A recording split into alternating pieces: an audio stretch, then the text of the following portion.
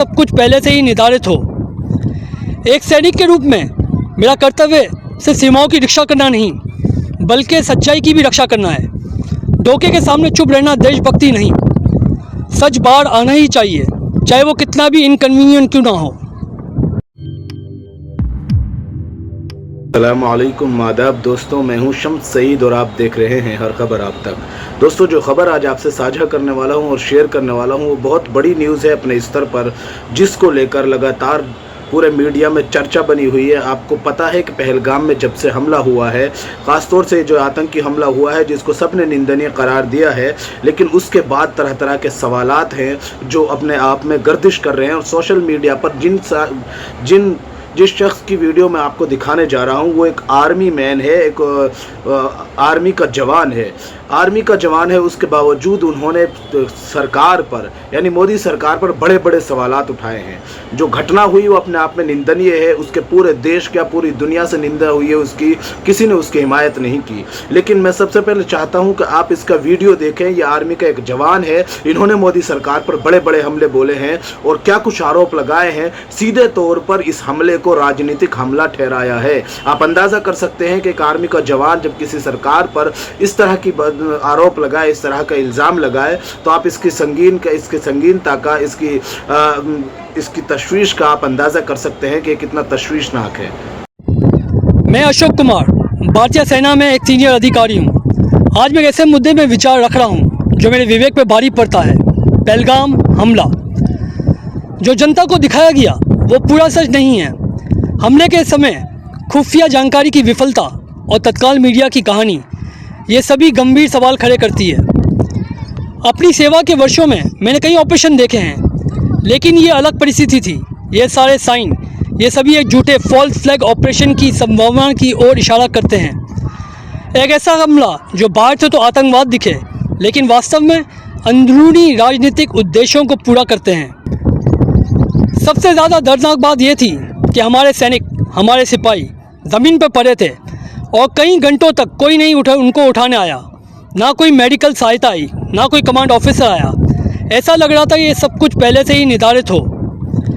एक सैनिक के रूप में मेरा कर्तव्य सिर्फ सीमाओं की रक्षा करना नहीं, बल्कि सच्चाई की भी रक्षा करना है। धोखे के सामने चुप रहना देशभक्ति नहीं। सच बाहर आना ही चाहिए, चाहे वो कितना भी इनकन्वीनियंट क्यों ना हो।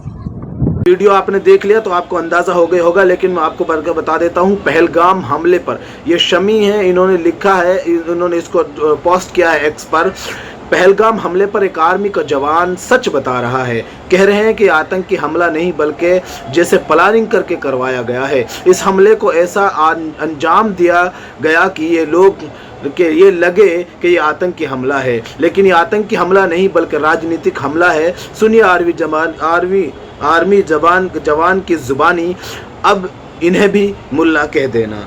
दरअसल आपको बता दें कि एक जो दहशतगर्दाना जो ये हमला हुआ है, इसको किसी भी धर्म से जोड़ना गलत होगा, चाहे वो हिंदू धर्म से जोड़ें, चाहे वो मुस्लिम धर्म से जोड़ें, क्योंकि इसमें मरने वाले आदिल हुसैन जैसे नौजवान भी थे जो कश्मीरी थे, जिन्होंने एक दहशतगर्दों से एक 47 राइफल, बड़ी राइफल को छीनने की कोशिश की और उसके चक्कर में, उन सैलानियों को बचाने के चक्कर में अपनी जान गंवा दी। नज़ाकत भाई भी सोशल मीडिया पर लगातार वायरल हुए, जिनको बीजेपी के ही एक नेता ने शुक्रिया कहा और कहा कि हमारी जान बचाने के लिए शुक्रिया। वो खच्चर वाले भी मुसलमान थे जिन्होंने गधे और अपनी पीठों पर लाद कर उन सैलानियों को बचाया। लेकिन जिस तरह से लोग सवाल उठा रहे हैं और मीडिया भी सवाल उठा रहा है, सबसे बड़ी बात यह है कि सरकार ने भी इस चूक को माना है। इसके ताल्लुक से सरकार ने अपनी इस भूल को माना है, कहा है कि सरकार से ये चूक हुई है। कृष्णा कांत है, इन्होंने साफ तौर पर यह कहा है कि पहलगाम आतंकवादी हमले को लेकर सरकार ने माना कि चूक हुई। हालांकि अभी तक विपक्ष इस भयानक हमले पर कोई सवाल नहीं पूछ रहा है और सरकार के साथ है, लेकिन सवालों के जवाब देने होंगे।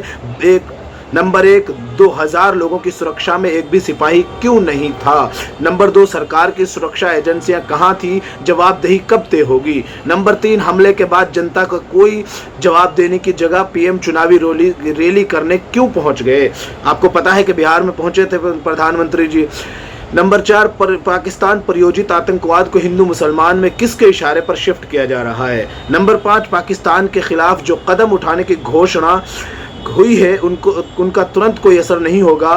क्या जनता को उल्लू बनाया जा रहा है? ये एबीपी न्यूज़ की रिपोर्ट है छोटी सी, इसको आप ज़रा देख लीजिए ताकि आपको दोनों चीज़ें क्लियर हो जाए और ये भी समझ में आ जाए कि इसको जो जवान ने जो आरोप लगाए हैं वो किस हद तक सच है, किस हद तक झूठ है। आप उसका फैसला खुद कर सकते हैं। दोस्तों, ये वीडियो है, आप इसको देखिए।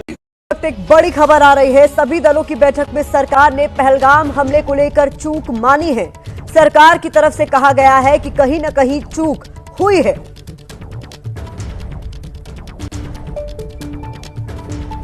सब पार्टी को बताया कि सब कुछ अच्छा चलते हुए भी ये घटना एक चूक हुई है और इससे सब दुखी है और ऐसा घटना आगे नहीं होना चाहिए। इसके लिए क्या क्या प्रबंधन किया गया है इसके बारे में ऑफिशियल्स अपनी ब्रीफिंग में एक्सप्लेन किया है। अंत में आपसे निवेदन है कि आप हमारे इस चैनल को सब्सक्राइब ज़रूर कीजिएगा और हमारे फेसबुक पेज हर खबर आप तक को भी ज़रूर फॉलो कीजिएगा ताकि आप तक वो खबरें पहुंचती रहें जिनको गोदी मीडिया नहीं दिखाता है। ख़ास तौर से वो छोटी खबरें बनाकर जिनको गुजार दिया जाता है, वो इम्पोर्टेंट खबरें आप तक पहुंचती रहें। फिलहाल इन तस्वीरों में इतना ही। आगे फिर मुलाकात होगी आपसे किसी ऐसी ही खबर के साथ। तब तक के लिए जय हिंद, धन्यवाद दोस्तों।